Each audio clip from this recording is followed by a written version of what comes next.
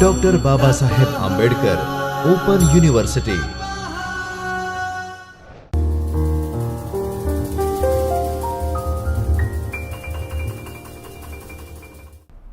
Hello friends, my name is Dr. Alpaba Rajput, welcoming you all in a Chaitanya studio of Dr. Baba Saheb Ambedkar Open University. In a last session in 302 subject, we have discussed the block 2 or block 3 unit 2 functions, in which we have discussed the basically the function, basic structure of a function, and we have defined the various types of function. The purpose of the function is to execute the block of statement when we wanted to complete a specific task. In today's session, we are all continuing with the function, in which we will discuss some other type of function, as well as we will discuss some of the storage classes. Okay. So, let me start with the other type of function. In other type of function, the first type we are having an inline function. Okay. Inline function will allow the compiler to copy the code from function definition directly into code of calling function. Here, when we are having a very small function which contains only a single statement, in that case is when we are passing the control from the main function to the called function, it consumes a lot time. So, in place of that, we are declaring that function as an inline. So, sorry. So, whenever the execution of the function will be done, the execution of the code will be done at the same place where its calling from the calling of the function is done.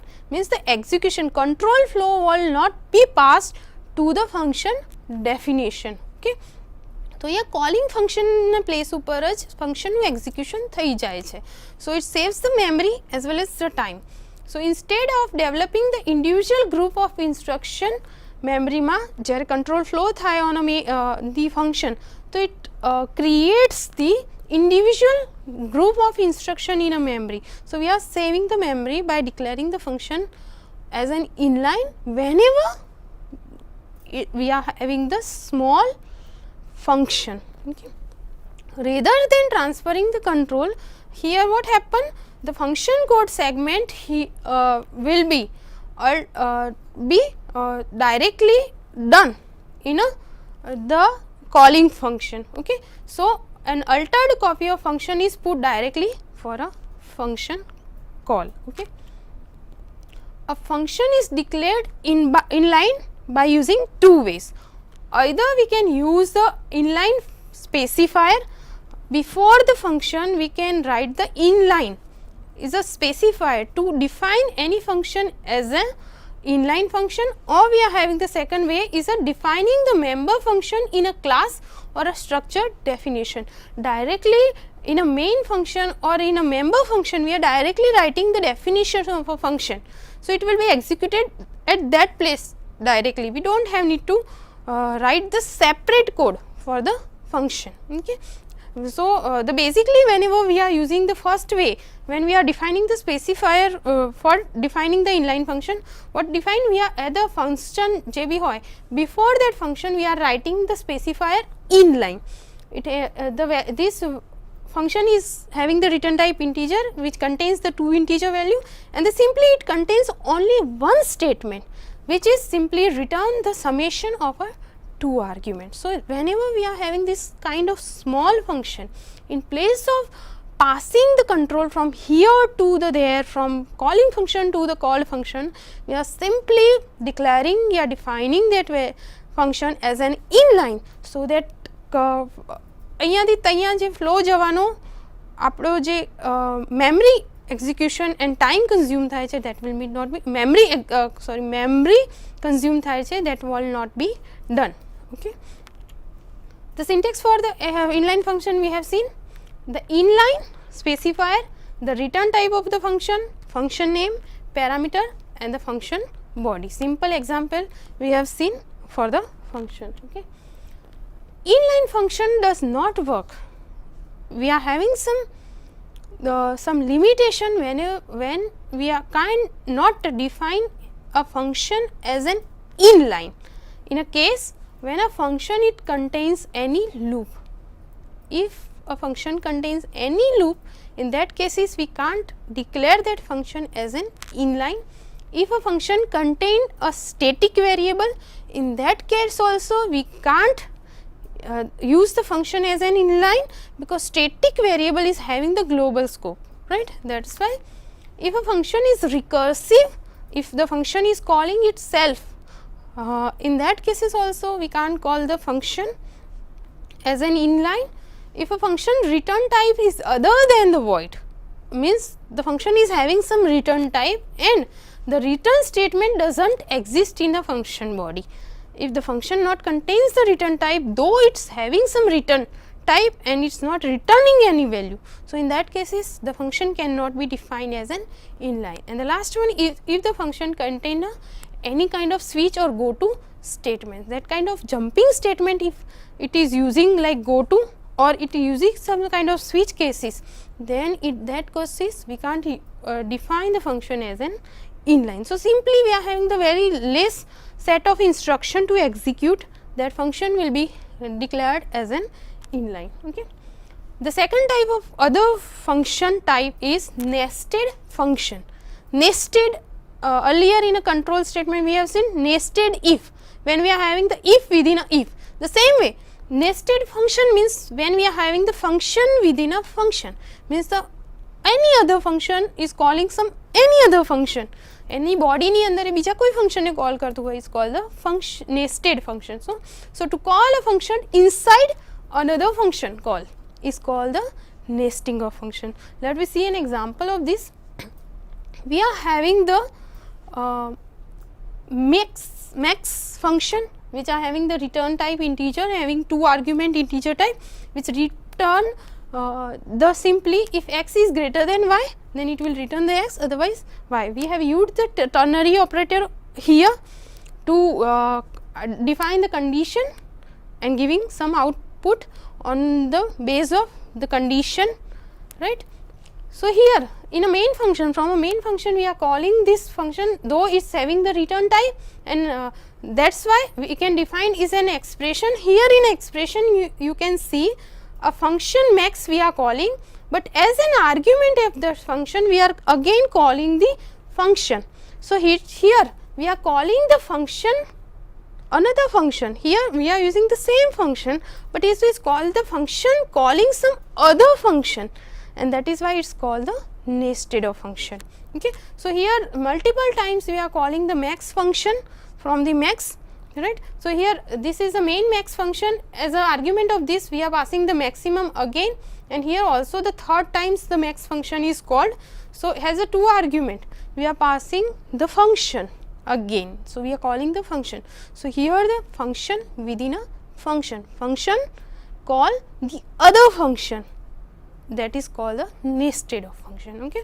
So, here it will identify the maximum value, from here we can identify the maximum value 11, from here we can identify the maximum value 10, and from here 4 to 11, 11 is the maximum, 11 and 10 it will compare at the end and it will identify the maximum value among them. Okay. So, this is called the nested of function. Now, as I told you, a function call another function within a function, calling function. So, it is called what? A nested of function. The same way, if the function call itself is called the concept of recursion. Here the function is not calling other function. In an earlier example we are calling the same function from the function, but when we wanted to call the function itself from the function, and it is called the recursion. Okay. So, while using the recursion, programmers need to be careful to define an exit condition through which the person, the program code can identify the exit of the completion of a recursion calling the function. otherwise it will go for the infinite loop. Okay, let me see actual example of this. So basically recursion will be used to identify certain cases when we wanted to find the factorial of a number, or we wanted to identify the Fibonacci number. So in place of calling the function again and again, we can use the concept of recursion, through which આપણું જે execution will be faster. Okay. So see the simplest example of finding the factorial of a given number. Okay. So here in a main function we are having some value I equal to 5. We wanted to identify the factorial of a I, means 5. So here what we are doing, we are calling the function factorial I. Okay. So here the flow will be go here. It will identify if the value of argument is lesser than the 1, means when the 5 to 1 comes, then we have need to, it will return a 1, means the completion. This condition is nothing but defining the termination of a recursion. So the again and again calling of the function will be terminated. Okay. And here as a return statement, it will define I multiplied by, again it's called the function factorial. So again and again the flow will be gone from here to here to here till the specific condition not getting true, and whenever the flow will reach at the value I value will be reached at the 1, it will return the statement control flow to the main program. So we must define some termination condition to terminate the recursion of function calling itself to end. Okay. Now the main concept of parameter passing, the argument that we are passing in a function, that can be passed in a two ways, a call by value and a call by reference. Okay. Let me see what is it. This is the way how we are passing the argument in a function. If we go with a passing of argument by value, so in that cases, while passing the parameter using a call by value, what happened? The Xerox copy of the original parameter is created and it will pass to the called function. Here the Xerox copy of the original argument is passed, not the actual argument value. Okay. So any update made inside the method, જે બી calling method છે એની અંદર any updation on a argument will be done, will not affect the original value of a variable in a calling function. It means from where you are calling the function, a calling function time, whatever the variable value you are passing, a variable copy will be passed in a called function, not the original value. So what if within execution of that function, if you do any changes in that argument, will not reflect the original value of a calling function argument value. Okay. See the example, we are having the interchange function which contains the two variable. Okay. And what it do, it will simply assigning the number 1 to number, swapping of the value કરી રહી છે, assigning the value to the other. The type of a function is void. Okay. Now what happens when the call by value is called? Okay. So here we are having the integer num equal to 50 and num2 is equal to 70. Okay. We are using calling the function interchange, though it's not having the return value, we are not defining it is an expression, it is an individual statement. Interchange, we are passing the two variable num1 and num2. Okay.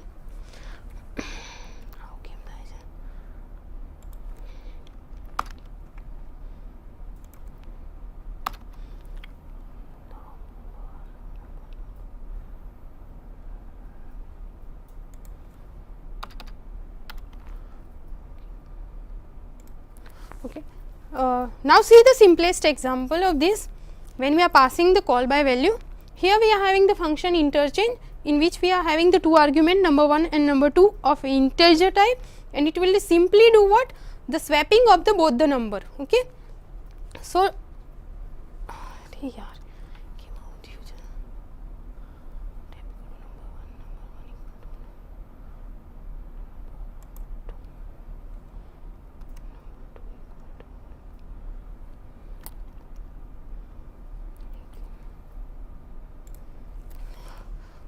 Okay. Now let us see this with an example. Here we are having the interchange function which having the no return value. So, it is having the type void. It contains the two variable. The execution, in a execution what it simply do, it will just swapping the values of the both the number. Okay. So, number 1 will be assigned to number 2 and number 2 will be assigned with the value of number 1. Now, in a main program what happened, we are having the number 1 as a 50, number 2 as a 70. So, at the end what we wanted to do, number 1 is equal to 20 and number 2 is equal to 50 assign करवानु છે. So, here we are calling the function, though it is not having the return time, it is an individual statement. Here we are passing the num1 and num2. Here when we are passing the num and num2, we are actually passing the value, argument value Xerox, not the actual argument. Okay.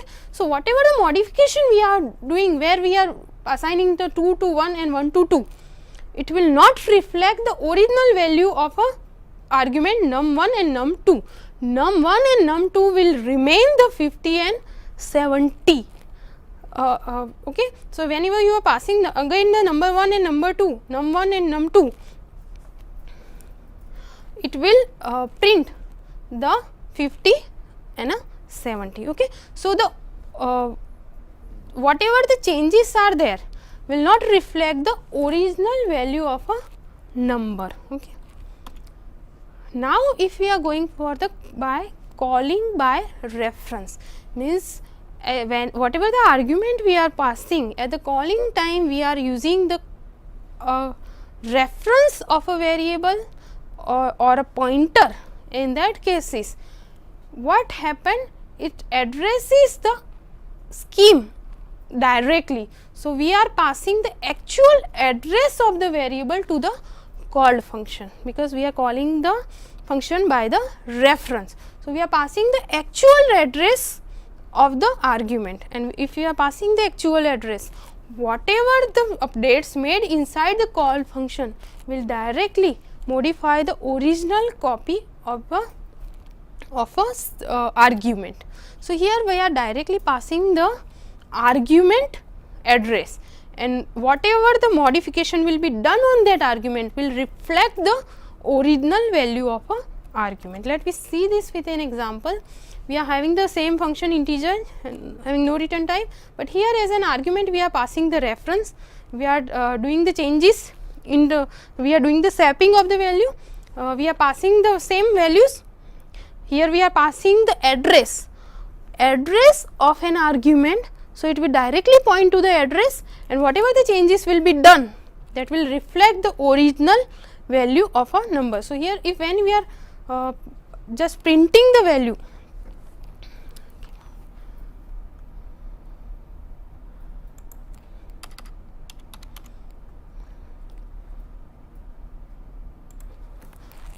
here when we are going to print the value, it will directly print the whatever the changes will be done, that will be printed. So, at the end number will be written as a number 1 will be 70 in place of 50 and number 2 will be 50 in place of 70. So, original argument will be modified.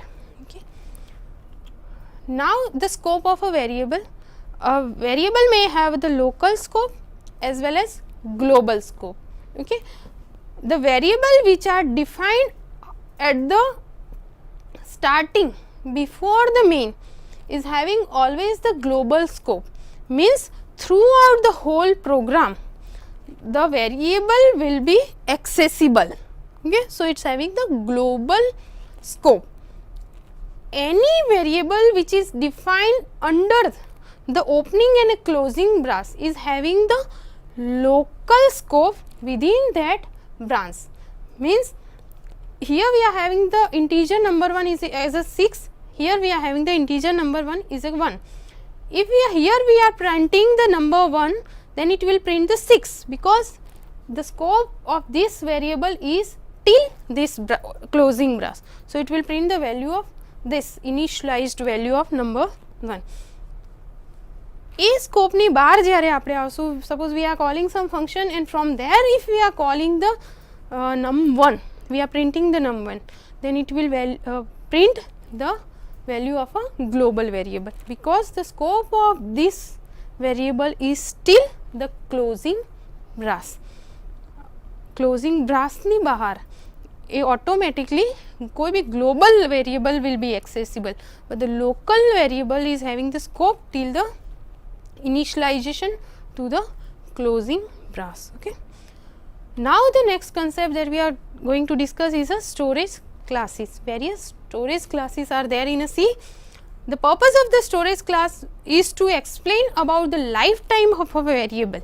Means what is the scope of a variable. The storage class also determines the variable storage location.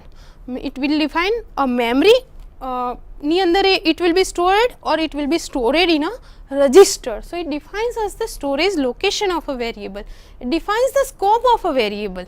What is the visibility of a variable within a file, outside the file, or in some another file. Okay.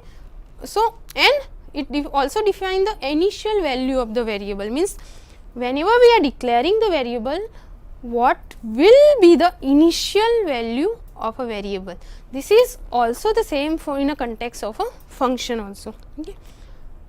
Basically we are having the 4 storage classes: auto, register, static and external. Let me see each one by one. Auto. A default storage class for all the local variable is auto. Any local variable we are defining is having the specifier auto. Okay. All the variable defined within a function or a block by default belongs to automatic storage class if no storage class is mentioned. Whether we are defining the auto or not, it will be a automatic storage class. Okay.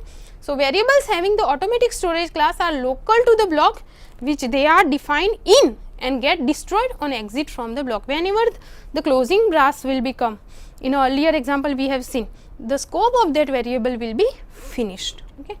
The syntax for defining any, let's see with an example. Suppose we are having the integer month, we wanted to declare is a local variable, then we are simply defining auto. Whether we mention auto or not, if we are not mentioning the auto specifier, even though it will be work as a local variable. Okay. So auto is defining all the kind of local variable. See the examples. We are having the integer I. The scope of this variable is local, and local means opening to closing brass સુધી no. Okay. So here we are having the another auto integer I equal to 2. Here we are having the integer I equal to 3. So see here when we are printing the value of I, the value of 3 will be printed at the outside of this brass. The scope of this variable is finished. Okay, terminated, and when we came over here, it will print the value of 2. So out of this brass, the scope of this variable is finished, and we are going, when we print this value, it will print the value of this. Okay. So the auto specified or variable જે બી હોય specify કરેલું હોય, specify auto, it means it having the local scope within a brass. Okay. The second storage class is a register. Okay. The difference is this type of storage class will describe about the local variable which is kept in a register rather than storing it in a memory. On basis of this defines the local variable, but it point towards the variables which are stored in a register in place of a memory. Okay. So the variable has a maximum size which is similar to register size with no unary AND operator applied to it. Means we can define the address of it because it is not stored in a memory. The syntax is we are simply specifying the register specifier in front of any variable. So it will be considered as a register variable. Okay. Then we are having the static control storage class. Sorry, we are having the static storage class. In a static storage class, it will instruct the compiler to keep a local variable in existence during the lifetime of a program instead of creating and destroying it each time it comes into and goes out of the scope. Okay. So, static variables શું દે છે, it will define the existence of a variable to the lifetime of a program instead of again and again creating and destroying it through the whole program. It defines the existence of a variable. When the static is used on a global variable, it is cause only one copy of that member to be shared by all the objects of class. Means in a C++, whenever we are defining any variable as a static all over the class in a specific class, then all the object of that class can access that variable. Okay. The syntax for the static are simply we are using the static specifier through which we can identify the values. Okay. The simplest example we are having we are having some function we are having the variable with the static which having the global variable, because he have declared over here. Okay. In a main function the count is called, we are calling the static function, though here we haven't declared or we haven't passed the count as an argument, though the function is having the accessibility of a count over here. Okay. So, static variable globally declared થાય તો કોઈ બી throughout the whole programming, the full code હોય no કોઈ બી function can call that static variable. Okay. So, here count can be accessible outside by the outside function. Okay. Main program સિવાયના function એને call કરી શકે છે. Now, the last one storage class is an external storage class. Is used to give a reference of a global variable that is visible to all the program files. Means એક file થી બીજી file ની અંદર બી તમે access કરી શકો છો આ ટાઈપના variable. When you use the external, the variable cannot be initialized.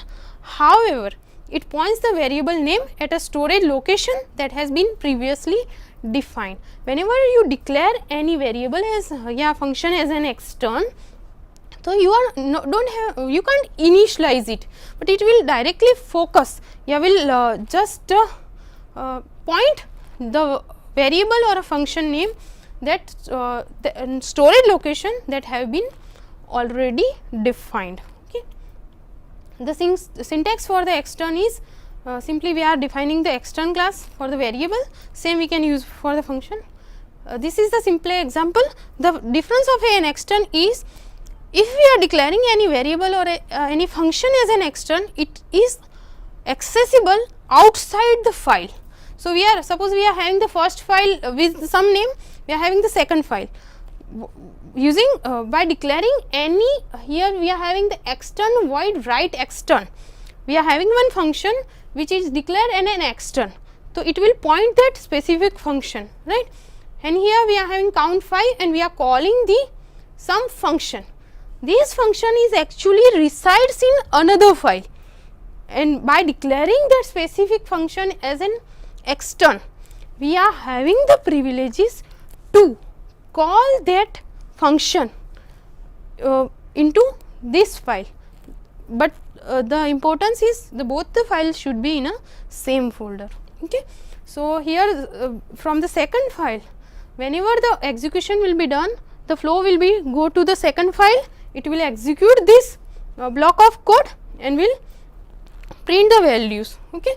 Here you can see in this file we have used external integer count, which is a external variable, and we can see you have used this external variable in this. You didn't have need to initialize it. Here you have already defined it as an external, so you can use into the another file. Okay. So, you are using count equal to 5 and that is accessible. Okay. So, in this way external variable and a function can be called in another file. Okay. So, these are the storage classes. Thank you very much.